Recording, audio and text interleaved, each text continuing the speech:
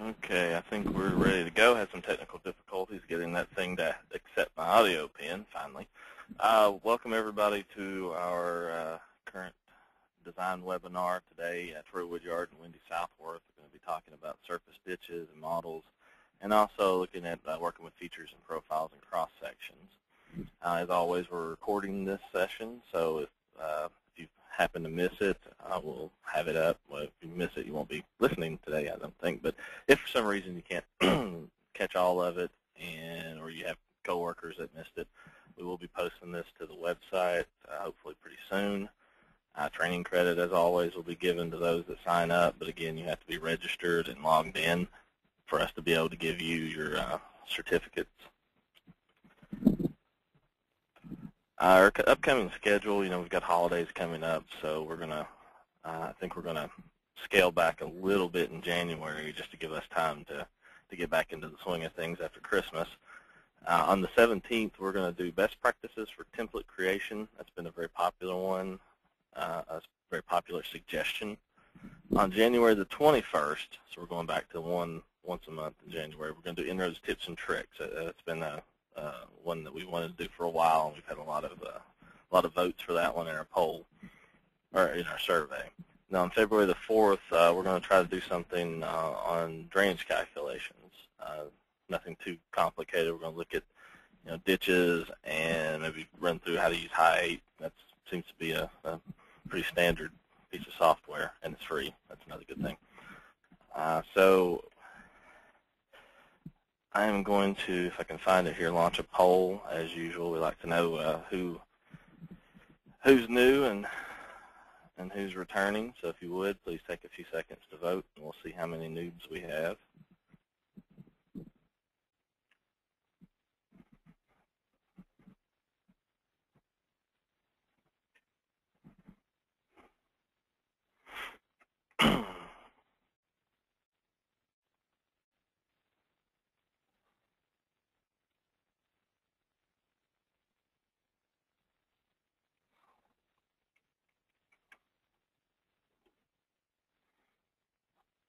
All right, we'll go ahead and share that. Looks like most of you are returning. Glad that there's a few of you that are getting on board with this. Let's see here. When you close out, there should be a survey for you to fill out. Again, we really appreciate your feedback, and for the next few months in 2015, we'll be using your suggestions to kind of set the schedule, pick all the topics that we're going to do. And I think that's it. Oh, questions, just a reminder, you can ask questions as we go along. We can probably try to get to them at the end after Troy and Wendy have done their thing, but feel free to ask anything relative to this topic, and we'll try to do our best to answer. And with that, I can go ahead and get this off here. You guys ready to go in there? Yeah, I believe so. All right, you should have it now, right? So you got my screen? That's what well, got it now, brother. Rock and roll. All right, cool. I'm Troy Woodyard, work in Central Office, and I'm going to go through how we can view some features in our cross-sections and in our profiles, and then Wendy's going to show how to do some modeling with ditches. So I'll just jump on in. There's two different ways to view features in your cross-sections and profiles, and I kind of just wanted to explain what those were before we got started. There are projected features and crossing features. So a crossing feature would be whenever your feature crosses the cut line that your profile or your cross-section is made from, and that would show up just as a point in whichever view you were looking at. And then a projected feature would be something that ran alongside of your cut line. So in the sense of a profile, I'll just show you examples of crossing and projected. Like this ditch here would show up as a crossing feature on the profile. It would just show up as a point at whatever elevation this feature crossed here. And a projected feature would be something like this ditch. And what it would do would be it would find the vertex of the ditch, it would tell you the station, and it would get the elevation of that feature and project it to that station on the profile. And then it would go to the next vertex. And at that station it would put whatever elevation this feature was and put it on the profile. So that's sort of the difference between projected and crossing. And then in the cross-section, your cross-sections run perpendicular to your alignment, so they run this way. And so a crossing feature in a cross-section would be like this center line, existing center line, wherever it crossed that cross-section, that would put a point on the cross-section. So that's sort of the difference between crossing features and projected features. The other confusing thing about this, I guess, is that there's 3 different places you have to turn on a feature to get it to show up in your profile or your cross-section. So I'm going to go ahead and make a profile, and I'll show you those 3 places you have to have it turned on. And I'm just going to load the 50 scale preference. And I'm just going to show my existing ground.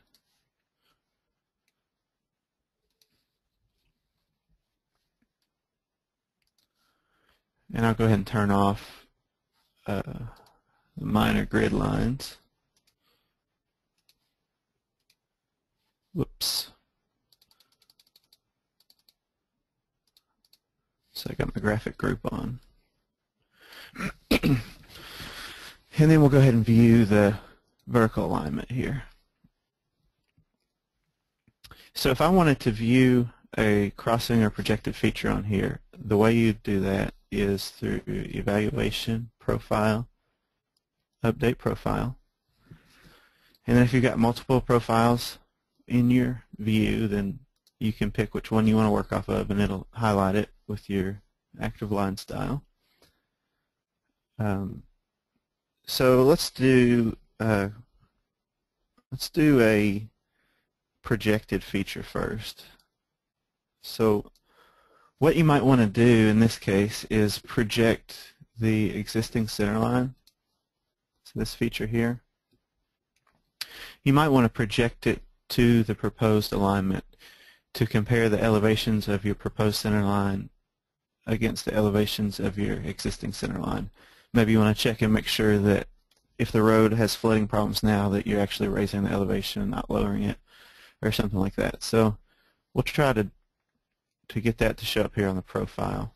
So what you do is you go to Projected Features, and then you got to make sure if you want it to refresh it, to turn it on or to turn it off. So we don't have it showing up right now, so we want to turn it on. So we'll click Display On, and then it's in the existing surface.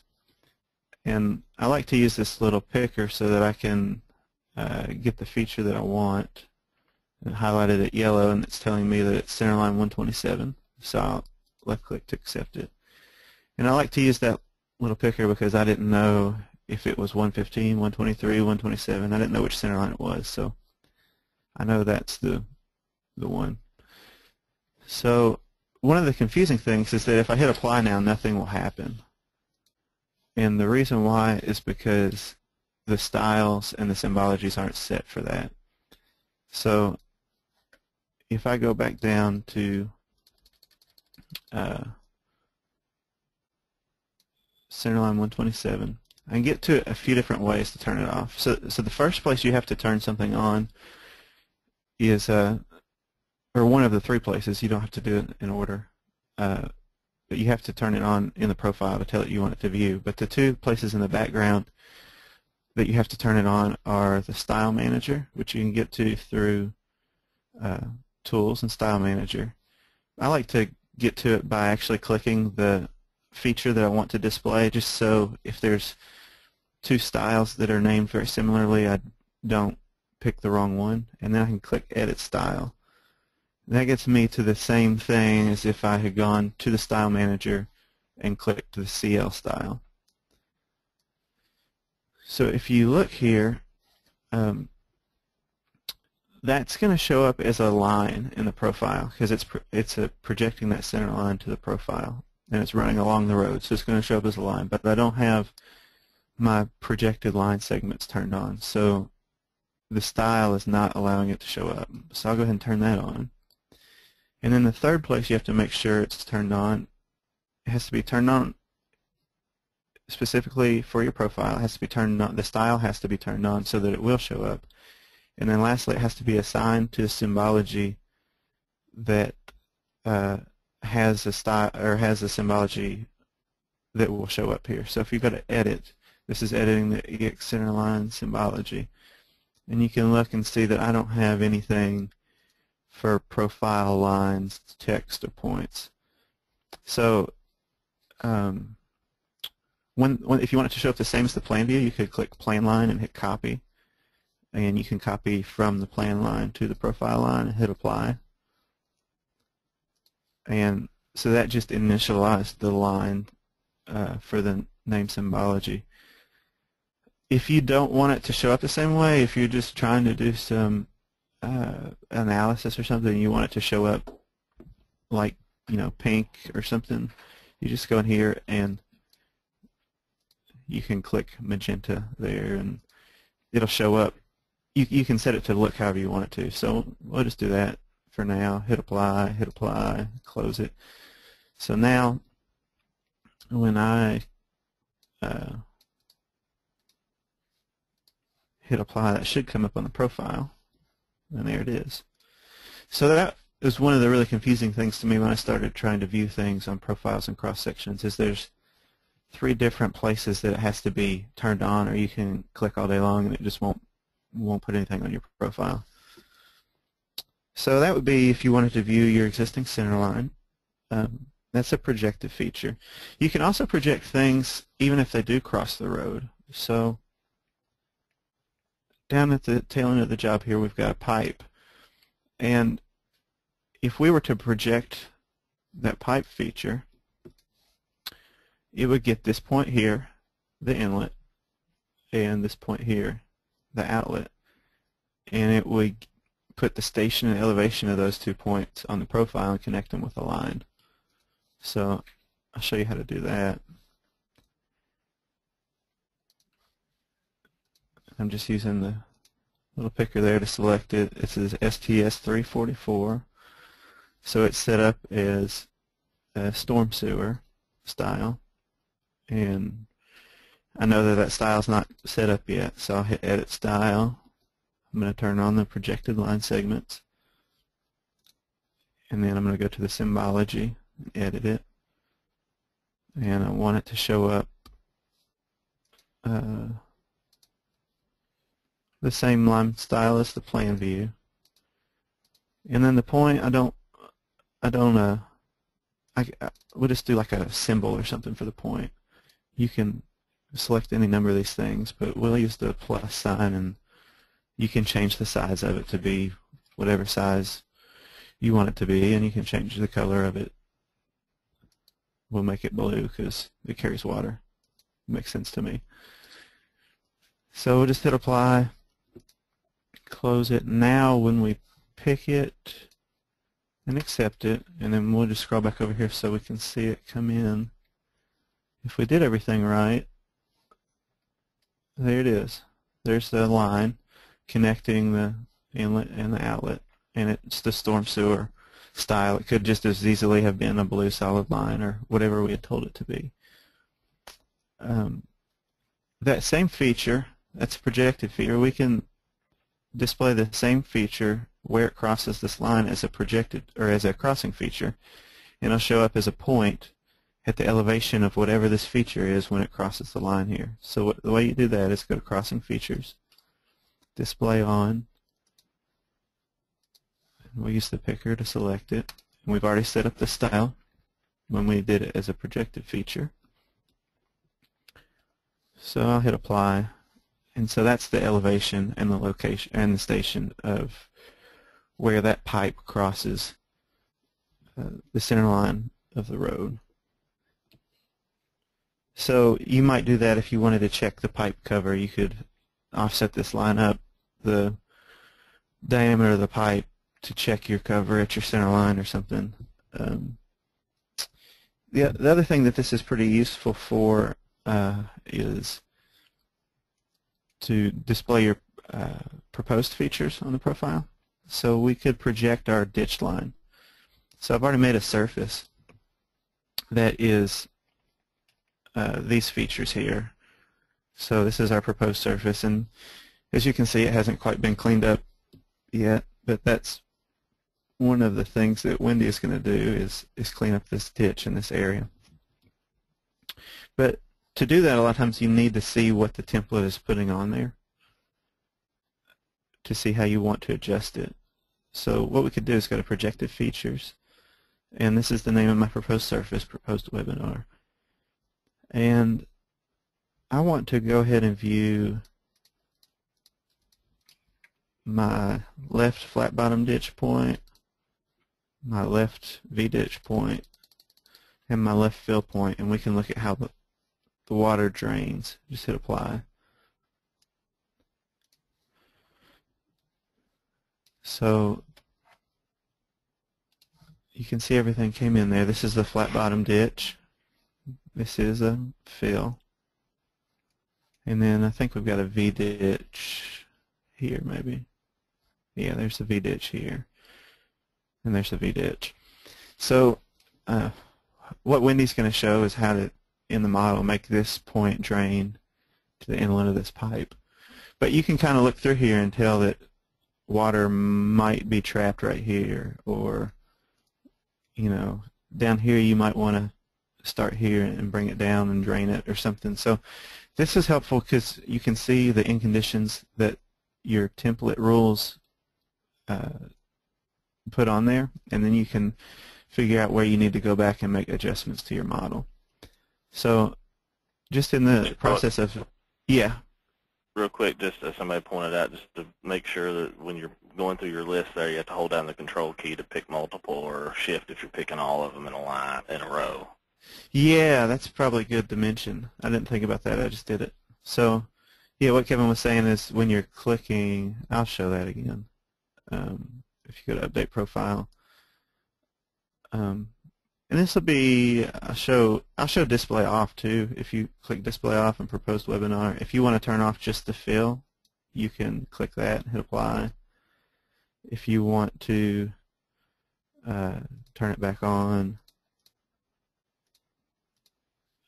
You can turn it back on with display on, and then if you change it, you want to refresh it, you can do that through the refresh. If you want to refresh multiple things, you just click one and then hold the control key and click the other one.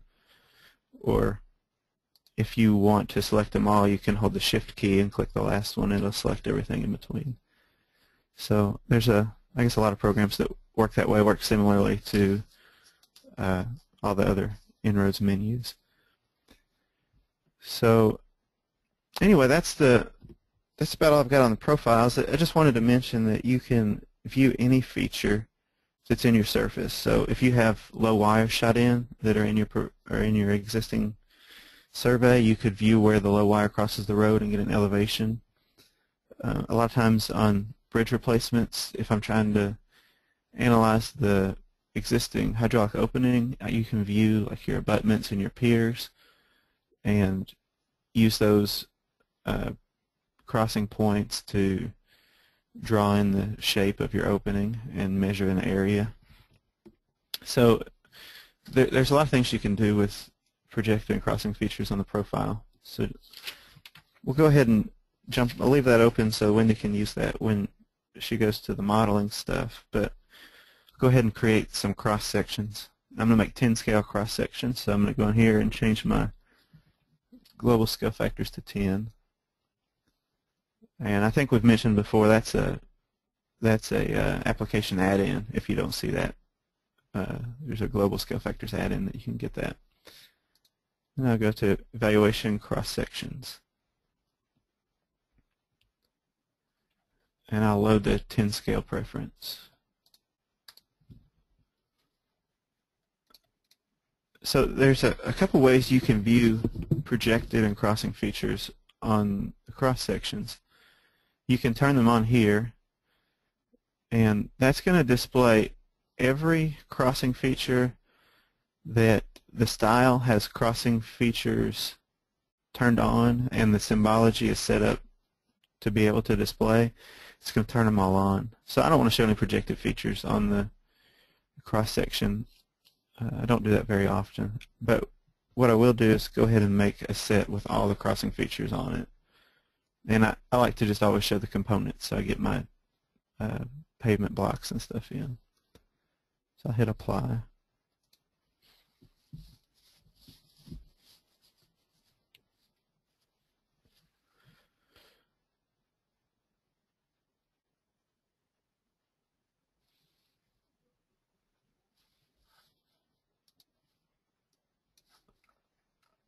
So here's my cross sections, and you can see that the PR template style is set up to show up as a point. Sanitary sewer is set up to show as a cell. The center line is set up to be a C. See, these are existing edge of pavements of the existing road. This is brake line. So anything that's set up is showing up, and it's showing up with whichever symbology has been assigned to it. Now, when you go to annotate, you can only select things to annotate that are viewed. So if we go down here to annotate cross-section, and let's say I want to annotate the proposed items, I'll load my preference PR. If I go to segments and annotate, I get a list of all the features that I viewed, which is everything that is viewable. If I go to features, I get a list of all the features that I viewed. So if I hit apply, it's going to annotate every one of those. And it's going to annotate it based on how you have it set here. So it's annotating the elevation of the features, and it's annotating the slope of the segments. So you can view everything and then go in here and doing the same thing. You can click, say you just wanted to get the elevations off to your left edge of pavement, And if I control and click and get the right edge of pavement, and we can control and click too and get the left DV and DF points and the right DV and DF points. Now it's just going to give me the elevations of what I have selected when I hit apply. And now if I wanted to turn those 90 degrees, I could click those little ellipses points, change the angle down here. And then the position affects which way. I'll leave it at -1 right now and hit apply. If I change the position, it sort of like changes which line the text goes on. So you can see it moves it. So you can play around with the position and with the offsets to get that annotation situated wherever it needs to be. The same thing with the segments. You can go in here, if you go to segments and annotate, if you click center line, left edge of pavement, and right edge of pavement, it's only going to annotate the segments in between those points. So that's sort of how that works.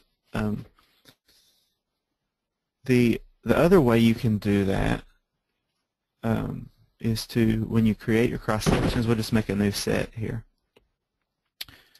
Is to turn off that include, and now when you create your cross sections, it won't bring any of those crossing features with you. And then you can just go back and turn on the ones that you want to see or the ones that you want to annotate. So if we zoom in here, there's no points or anything. If I go to try to annotate this, and this, if you've got multiple sets of cross sections, this works the same way. It's easy to be working on the wrong set, but you have to click there and select the ones that you want to work on. And if I try to go down here and pick which segments to annotate, that I don't have any choices, or pick which features I annotate, I don't have any features to annotate. So if I hit apply, it's going to annotate every slope on the proposed template line. If I wanted to go back later and say, well, I only want to annotate the lane lines and the ditches or something, I can go to update cross section, make sure the right cross section set is selected, go to crossing features, display on, or proposed, and let's say I want to turn on my center line, left DF, left DV, left EP,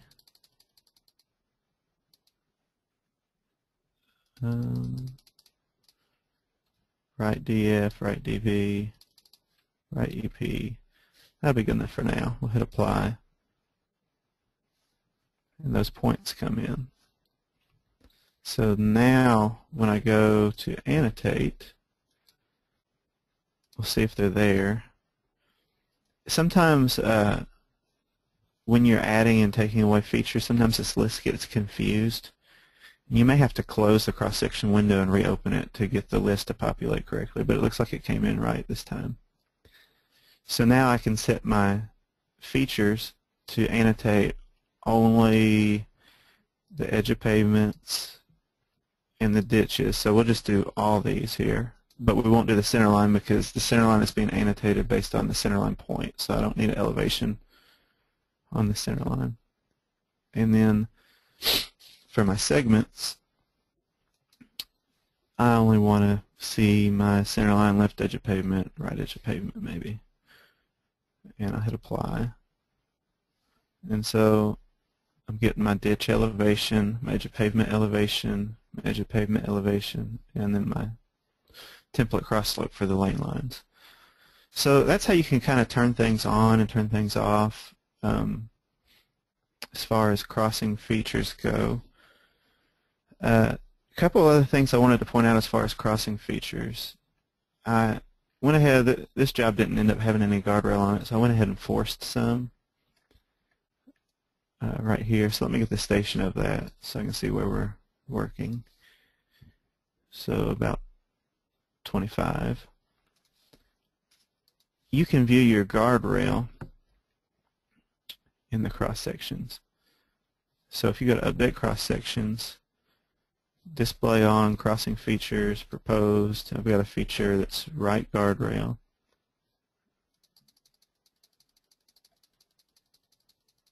I think.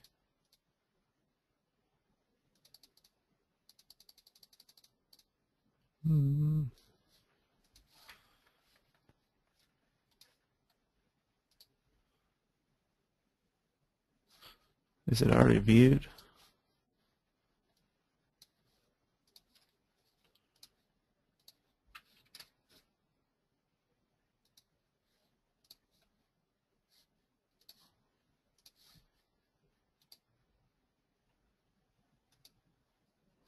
I'm not sure why that feature is not.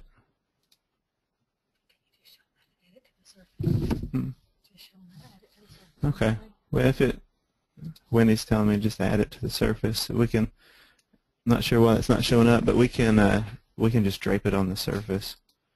If you go to click it, put it in a selection set, and go to File, Import, Surface, and we can import it from a single element and drape it on the proposed surface, and we'll call it right GR, and we'll make it proposed guardrail right.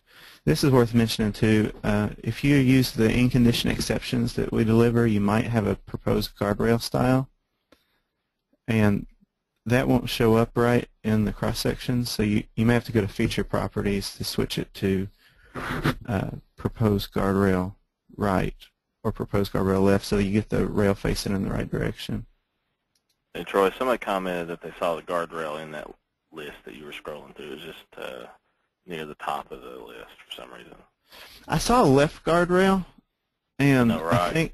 I think the left is just like 1 point. I think it put. So it doesn't even have a line. It just has one template drop, I think. We can go back and check it. I'm just going to import it real quick.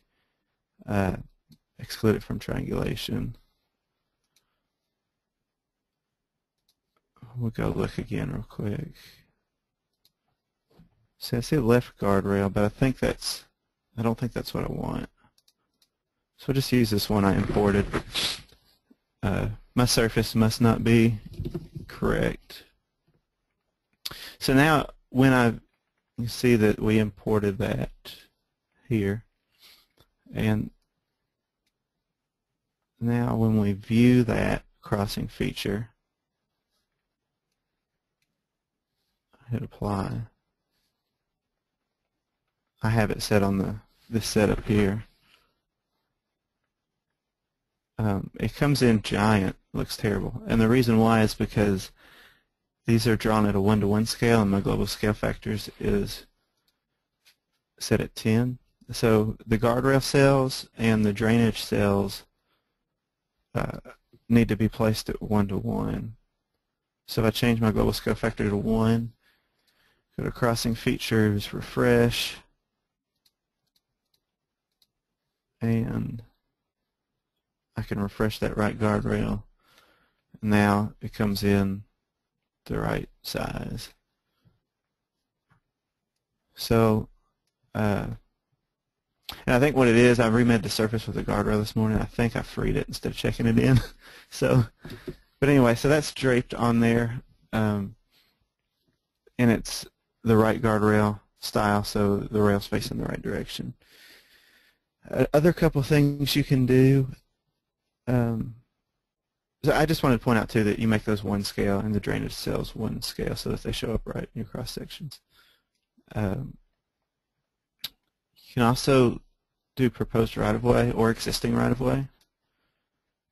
So I've got this is just a line right now, and if I do the same thing and go to File, Import Surface, and I wanted to import it to my proposed surface, and I want to drape it on the existing ground because to get the right elevations, it's outside of the disturb limit, so I need to drape it on the existing surface. But I'm putting it in the proposed surface. And I'll just call this right-of-way left.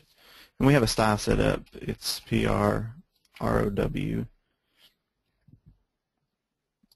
There's also one that's EXR/W if you're doing existing right-of-way, and both of those are set up to show up right in the cross-sections. But I'll make it a break line and I'll exclude it from triangulation. And hit apply. And it brought it in. So now I want to work on this set of cross-sections down here. If I update my crossing features, display on, proposed webinar, it should be at the bottom because it's in lowercase, and I'll just turn all three of them on. It's just 3 different line strings, I guess, that it brought in. Hit apply, and I still have it set to 1 scale, so it came in really tiny. So I just changed my scale back to 10 and refresh it. Hit apply, and so there's my proposed right-of-way. So now my construction guys know how much space they have to work. You can do the same thing with existing right-of-way. You can do the same things with buildings. We have a building style set up. If I go to surface, feature, properties, I think building 255 is the one that I want to show. But it's set up as BLD, and we've got existing buildings left and right so that they show up different in the cross sections. I don't know that the cell is set up correctly for BLD, so I'm going to change it to BLD left. Hit apply. And if I display on my crossing features, okay, and the styles, wait, I think I changed that one, so there's the one I want to show. And it came in up here because I had this set up, but that just shows you how it comes in. So you can bring your buildings in and see if, how close you are to them. So I guess the big takeaway is that anything in your surface you can view. It's just a matter of how you have your styles set up to show up or not, and how you have your symbologies set up. So I think that's all I have. I guess turn it over to Wendy. If you have questions, maybe hang on to the end, and she and I will try to answer them as best we can. So give us just a second here.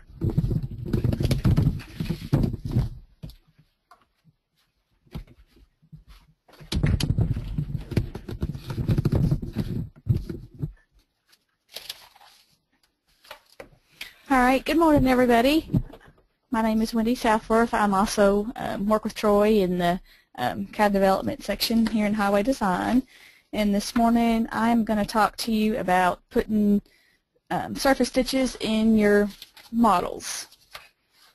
And I'm going to actually use a profile that Troy's already conveniently created for us here. And this stitch right here, it has a gap right here. It looks like there's a gap right here. But what we're going to want to do is to drain this water down this hill, and we're probably going to extend this existing pipe. Don't know how far just yet, but we'll want to drain the water down to this existing pipe. So let's go. I'll show you on the plan view real quick. So here's the pipe, and here's what the plan view looks like for the stitch that we're putting in. So we want to make that a consistent ditch all the way down to the inlet of the pipe. Let's see. First of all, though, we need to figure out what our stationing is going to be for our ditch. So let me get the tracking here. Oops. Let's do some tracking. So we have our tracking up here. Can activate that. And it looks like we probably, I'm just going to do this as a guesstimate. I'm going to say 58 plus 80. We'll take it to 58 plus 80. And of course, we'll take this one all the way to the end up here. And it looks like our elevation of our existing pipe, our inlet elevation, is 892.9. So we'll want to be, a little bit higher than that because we want it to drain down into the inlet from our ditch. So I'm going to say, our elevation will be 893.5.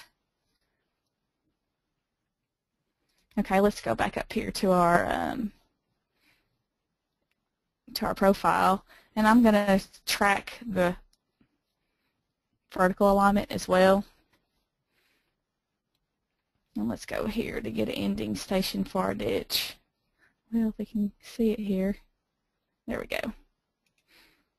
Oops. Well, the buttons are set up different than I had on my computer. Well, I keep losing my tracking.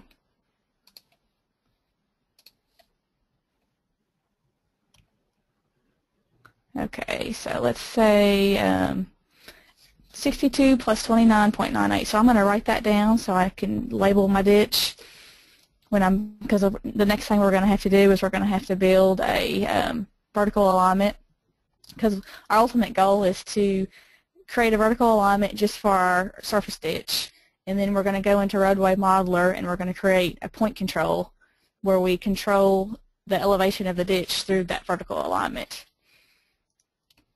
So first of all, since I know what my starting point is going to be, I have a station and I have an elevation, I'm going to mark a line so I know what to click to. So I've got it set on a line. I'm going to type in my key in, SE, station elevation, equals to 5880. Actually, I think I got to put 80. And we know that my elevation is 893.5. And I hit enter. And so that takes me to that location. So I'm just going to draw a line. So the next thing we have to do is go to our geometry. So let's click over here. And what I want to do is I want to add a vertical geometry to this. So I'm going to click on this and put new. And it's going to be a vertical alignment. And I'm going to name it. This is what I wanted my station, because we could have, 2 ditches up to 20 different ditches in our geometry. So we want to make sure we have it labeled so we know which ditch it is that this alignment's for.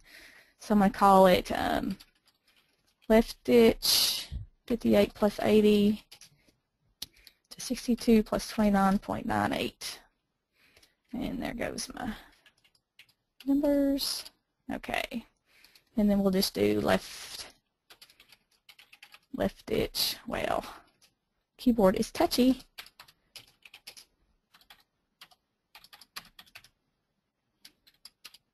Okay. And I wanted to point out too that whether it's a surface ditch, a special ditch, or just a regular V-ditch, the style V-ditch is perfectly fine for all of them. If you'll notice through here, we don't have, that was for, as far as the ditch goes, this is the only style we have, so it works fine for all of them.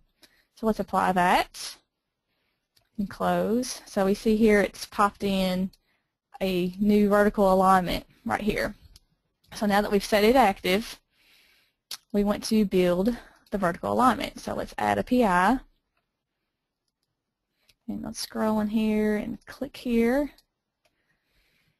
Let's see, so we want it to, at first I'll just kind of follow along this existing ditch, or not existing, the original proposed when we first just ran our template ditch that it just put in there.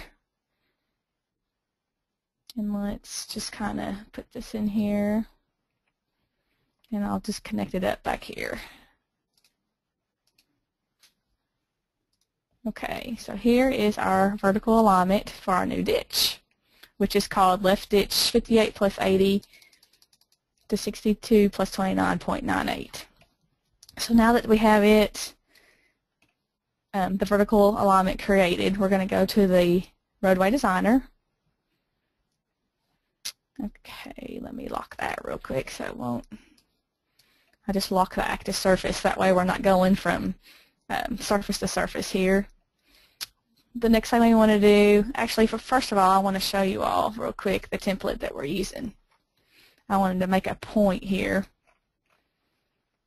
This will be actually be the point that we'll be controlling with our vertical alignment. It's LTDF, and so I'm going to click on here. I'm going to edit. Not going to actually edit it, but I just want to show you the constraints. You'll notice that this point is constrained with a slope and a vertical. Now, it's important to make sure that that point that you're controlling vertically or with a vertical alignment is constrained with a vertical and a slope versus a slope and a horizontal. If it is constrained with a horizontal, then when you point control it to that vertical alignment, the only vertical element that it will know to change will be within the slope. So then your force slope of your ditch could be, 6 to 1, 10 to 1, 1 to 1. It's very inconsistent and it would vary. So you just want to make sure that your ditch bottom here, your front of your ditch, the point that you're going to be controlling with your vertical alignment is constrained by slope and vertical. Okay. So I'll close that. So let's get over to the roadway modeler here. I'll make it a little bit bigger for y'all. Okay, so we want to create a point control. So we go to corridor point controls, and let's call it, oh gosh, this keyboard, left ditch 58 plus 80 to, oh my goodness, 62, 2 plus 29.98. Okay, and the point that we want to control, like I showed you on the template, was LTDF.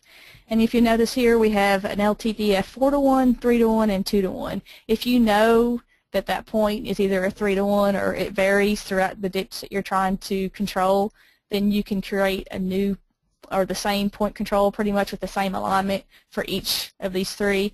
But because I've already, kind of went through this, I know that the point that I want to control is the LTDF 4 to 1.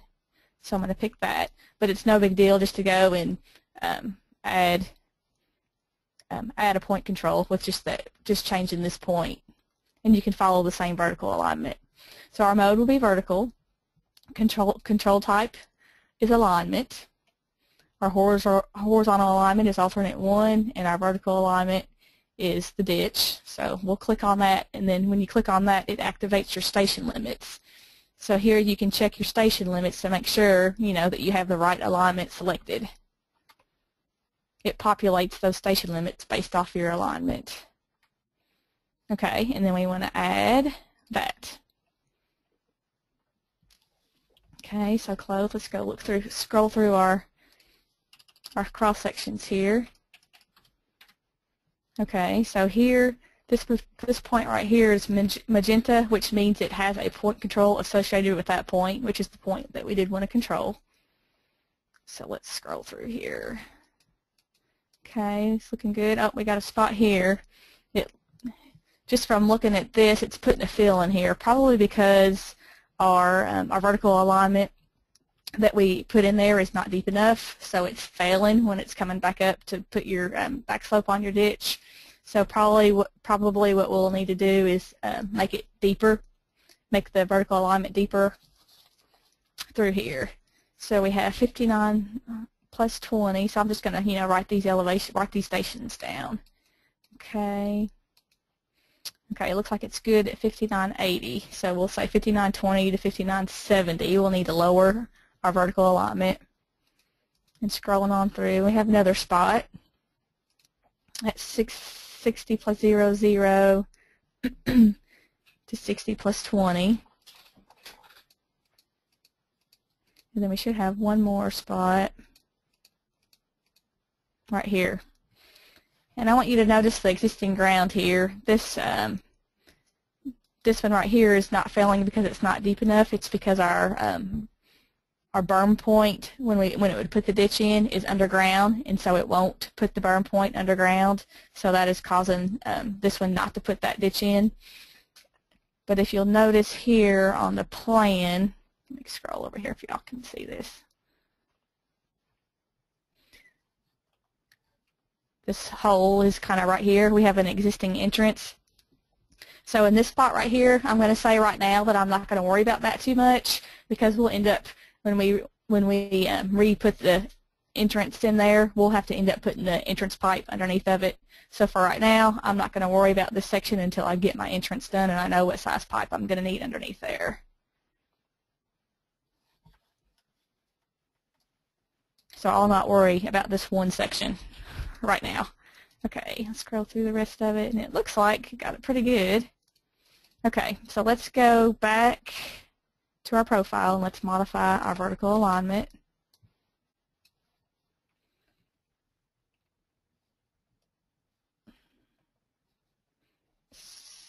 Get this out of the way. There we go. Too many windows here. Okay. So if we track it vertically,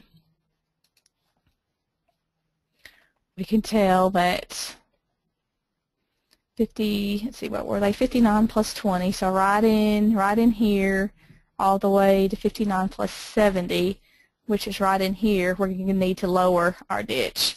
And then again at 660 plus 00, right in here, we'll also have to lower our ditch there. Okay, so the easiest way to do that would probably be to, let me make sure that my vertical is active. Okay, it is. So I want to go to Geometry, Vertical, Curve Set. I'm going to insert a PI. And it was kind of right in here, I think. So let's just try to maintain at least a 0.5% slope on this ditch going down to the existing pipe. Let's say that'll be good there. All right, and then our other point was, let's see, where was that? Whoops. Okay, it was right here. So actually we already have a point right here, so I think I'm just going to move that one. So let's go to, and you know what, I didn't accept that. Let me do that insert again.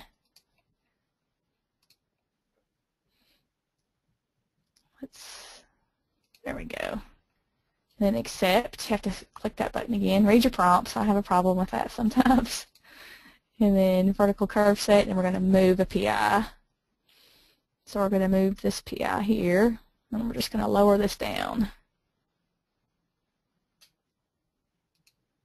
to there. Might be a little too much, but I just want to make sure that that ditch is going to work and that it is flowing downhill, so that is good. Okay, and that, because we modified that alignment and it's connected to that point control, or it's linked to that point control, it automatically updated our modeler. Okay, so let's go to 5880, which is where our ditch starts. Let's scroll. Let me make this bigger.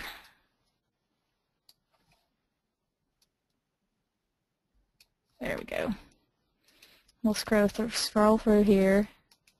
Oh yeah, we definitely have enough depth in our ditch here, and it looks like through 59 plus 20 that we were good through there.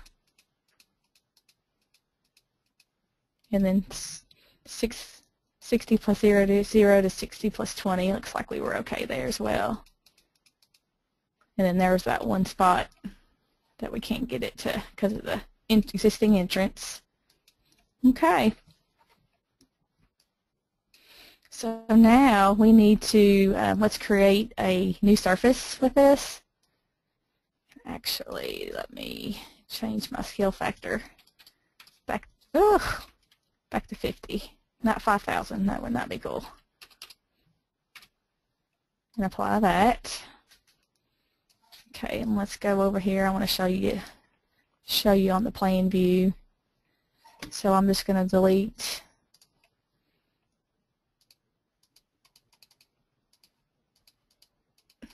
this in this area.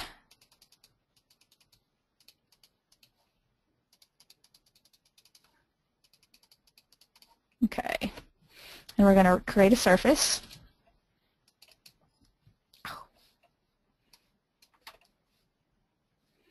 And let's call it proposed with left ditch. And we're going to triangulate. We're going to add exterior boundary, and I'm going to show on this one to display in plan view. Okay, let's apply that.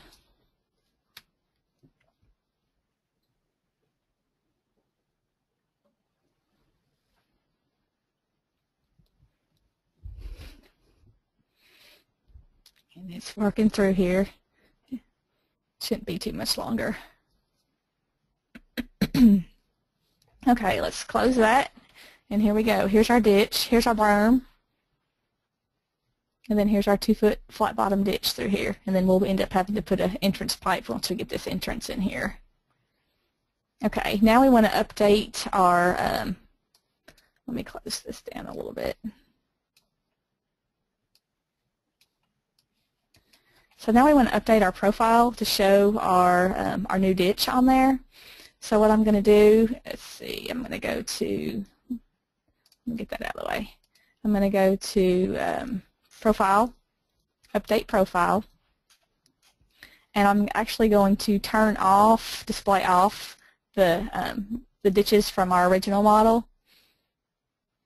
Let's see, let me make sure I've got the right, I think that's the only profile we have on here, so I should be good, yeah. So display off, came from proposed webinar, so I'm going to turn, and I'm going to use my shift key to select all of them. I'm going to turn those off. Okay, so it turned those off, and I'm actually going to delete this here because I want to view it as a feature. Okay, and then now I want to display on propose with left ditch, and I'm going to select LTDF. I'll just do LTDV, and we'll still put the field back on there, even though for our area it won't show anything. And notice that we are doing a projected feature.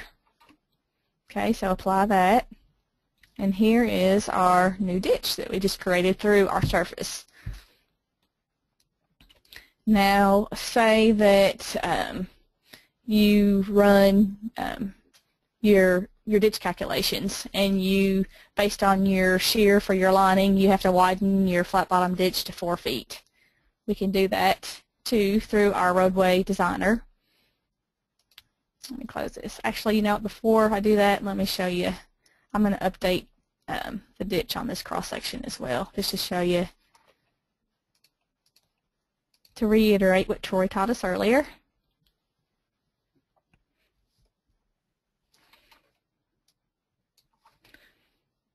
So let's go to proposed. Oh, yep, I got to select my right cross section here. We're going to display on proposed with left ditch. Actually, you know what, we can probably just do the whole surface. Let's go to surfaces, display on, and then apply that. And here we go. This is where our new ditch is going to be. And then you could do your annotation and stuff to be able to figure out the elevations of the ditches and all that stuff. So I'm going to close that. Okay, so now say we've done all our ditch calculations and we determined that we have to have a 4-foot flat bottom ditch. So let's go back to the roadway designer here, and we can actually use a parametric constraint, because I'll show you through the template here. This point is the point that controls the width of the ditch. So I'll edit that point and show you. It has under the constraint, it has a label, left flat bottom ditch width. So through the parametric constraints, we will be able to change the width of the ditch just by adding in a parametric constraint. So close that, close that. Let's go Tools, Parametric Constraint. All right, so let's say, okay, let's find this first. Left flat bottom ditch width. Pick that. So it's set at 2, which is what the template showed, so that's what should pop up. So I'll want to go, I'll start at 58 plus 80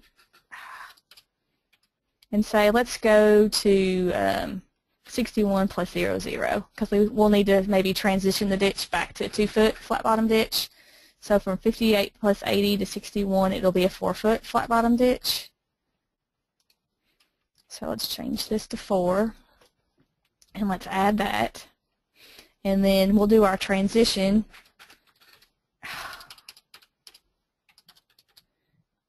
back to a flat bottom, or back to a 2-foot flat bottom.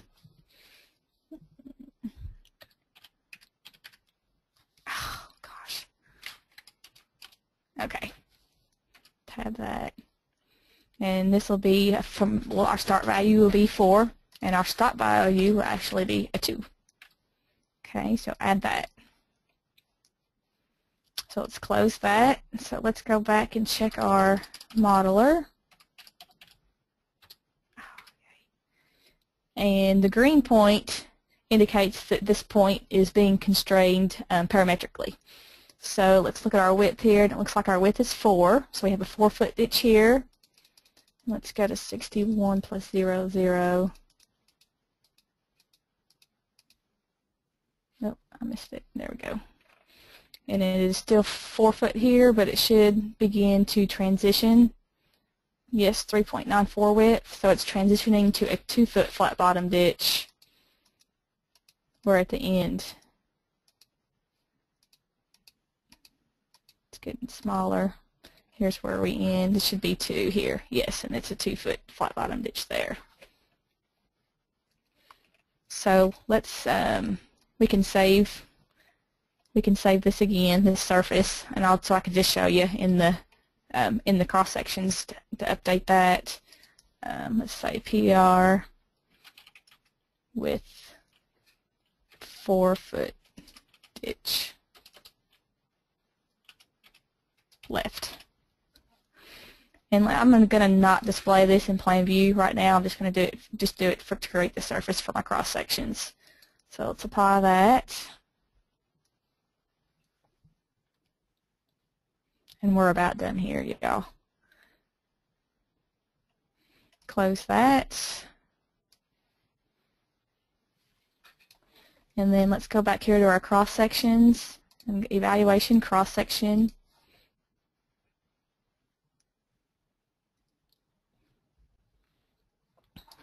And go to surfaces and make sure we got the right one selected. Okay, so it just selected our cross sections we're working in. And display on is toggled on. Highlight PR with 4-foot ditch left and apply that. And here is our 4-foot ditch on our cross sections. So I think that about covers everything that I wanted to talk to you all and show you all today. Whatever questions you all have, Troy's sitting right here with me. We'll be glad to answer any questions that you have. Can you see the questions and answers window, Wendy? Let's see. There's a yes. suggestion to talk about template. You see it?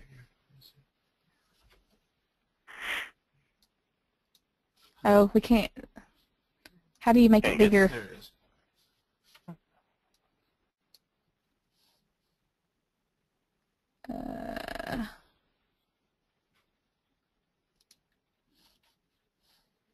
We're looking for it.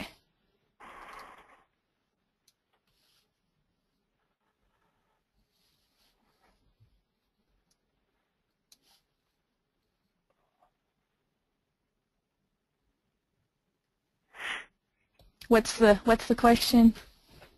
Someone suggested that where you showed how the segments of the end conditions in the template, how it seeks the ground, and it was seeking the ground first, and then it wouldn't create Right. it. Right. Go through that, and instead of the modeler, kind of walk back through the template and show Oh. that up. Oh, And that's kind of what. explain why it does that. Yeah, see, Patrick did a whole thing on that a couple. Was it back in October, November? Mm-hmm. So that's why I didn't talk about that in too much detail because Patrick had already covered all that. But we can do a test because this is and kind of simulate the. Is it on my screen still? Okay. and draw that. Oops, let me pick my surface here. Oops. Draw, and actually I want it to be positive. And this is kind of an example of when we test it, because that burn point, it just, the ditch cannot get deep enough, maybe. So that was the situation that we had with that existing ground at that entrance. Does that help? Does that answer the question? Yeah. Sorta, kinda. Anybody else have any questions before we cut off here?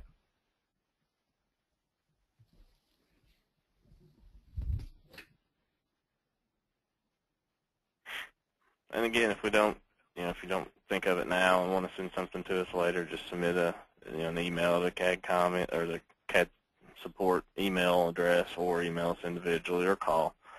We'd be happy to talk to you and work through something.